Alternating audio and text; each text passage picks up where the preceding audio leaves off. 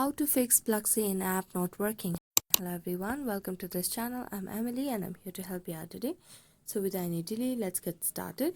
Now first of all, make sure that you have a stable internet connection over here.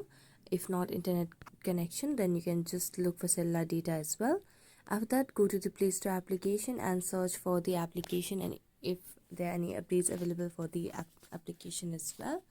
After checking for the updates, what you can do is go to the settings of your device and then just scroll down to apps, then tap on manage apps, and then all you have to do is scroll down to the application of Pluxee in app.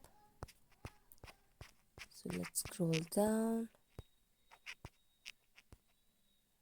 Now all you have to do is just tap on clear data at the bottom right corner of the screen, then tap on delete all data, then tap on app permissions and make sure that you have given access to all the required options for the permissions.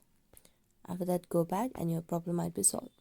So thank you so much for watching this video. If you enjoyed watching it, don't forget to like, subscribe and hit the bell notification for more updates. That's it for today and see you next time.